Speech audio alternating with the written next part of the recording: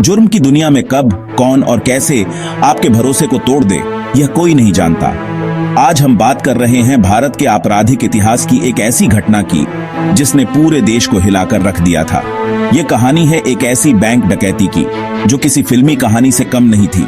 सोचिए, एक छोटा सा शहर, एक सामान्य सा बैंक और उसके नीचे से खोदी गई एक सुरंग। चोरों ने महीनों तक बड़ी ही खामोशी और चालाकी से इस साजिश को अंजाम दिया।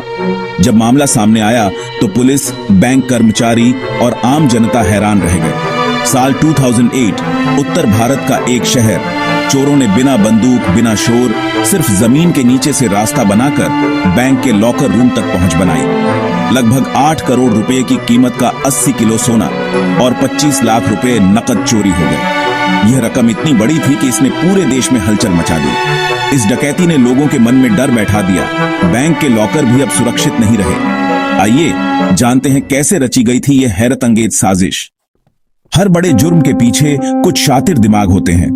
इस डकैती के पीछे 4 लोग थे, एक एक्सपर्ट सुरंग खोदने वाला और 3 साथी जिनकी अपनी अपनी भूमिकाएं थीं। एक बाहर की निगरानी करता, दूसरा फर्जी पहचान बनाता, तीसरा सामान जुटाता।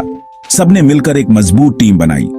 वे दिन में आम नागरिक बनकर रहते, पड़ोसियों से घुलते मिलते ताकि कोई शक न करे। रात होते ही असली काम शुरू होता। उन्होंने शहर में दुकान और मकान किराए पर लिए, फर्जी नामों और आईडी का इस्तेमाल किया, खुद को व्यापारी बताया। उनकी सबसे बड़ी ताकत थी चुपचाप तैयारी और गुप्तता। किसी को भनक तक नहीं लगी कि वे इतिहास रचने की तैयारी कर रहे हैं, लेकिन वे भूल गए थे कानून के हाथ लंबे होते हैं और जुर्म की उम्र लंबी नहीं होती। सही जगह का चुनाव हर अपराध की पहली शर्त है। गैंग ने कई बैंकों का सर्वे किया और एक ऐसे बैंक को चुना जिसके बगल में खाली दुकान थी। फर्जी दस्तावेजों से दुकान किराए पर ली, वहीं से सुरंग खोदना शुरू किया, सीधे बैंक के लॉकर रूम तक। 100 फुट लंबी सुरंग, बिना मशीन के, सिर्फ फावड़े और कुदाल से। रात में खुदाई, दिन में दुकान बंद, बोर्ड लगा दिया, काम चल रहा है। मिट्टी बोरियों में भरकर रात में ठिकाने लगाई जाती थी। तकनीकी सटीकता के लिए कंपास और धागे का इस्तेमाल किया। महीनों की मेहनत के बाद वे लॉकर रूम के नीचे पहुंच गए। अब बस कंक्रीट फर्श तोड़ना बाकी था। उन्होंने वही दिन चुना जब बैंक लगातार बंद रहने वाला था। अब डकैती अपने अंतिम चरण में थी। आखिरकार वह रात आ गई। बैंक बंद, सड़कों पर सन्नाटा। यही मौका था।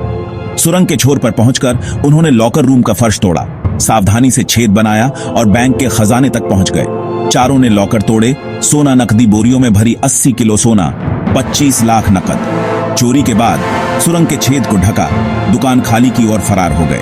पीछे रह गया सिर्फ एक खाली दुकान और टूटा लॉकर रूम। छुट्टियों के बाद बैंक खुला तो एक ग्राहक ने लॉकर खोलते ही हड़कंप मचा दिया। पुलिस को खबर दी गई। यह भारत की सबसे बड़ी और सबसे शातिर बैंक डकैती थी। पुलिस के सामने अब एक अनसुलझी पहेली थी। पुलिस घटनास्थल पर पहुंची। कोई फिंगरप्रिंट नहीं, कोई गवाह नहीं, सीसीटीवी फेल, सिर्फ एक सुराग। वह सुरंग दुकान के मालिक से पूछताछ की गई, लेकिन किराएदारों की पहचान फर्जी निकली, नाम पते सब झूठे। पुलिस ने सैकड़ों लोगों से पूछताछ की, लेकिन किसी को उन चारों पर शक नहीं हुआ। चोरों ने अपनी पहचान और व्यवहार से सबको धोखा दिया था।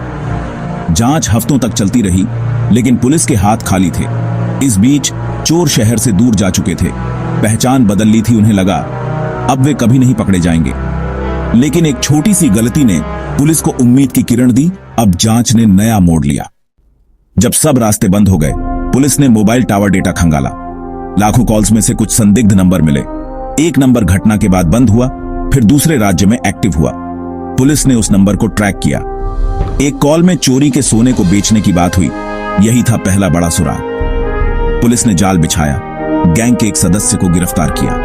पूछताछ में उसने सब उगल दिया, बाकी साथियों के नाम और ठिकाने भी।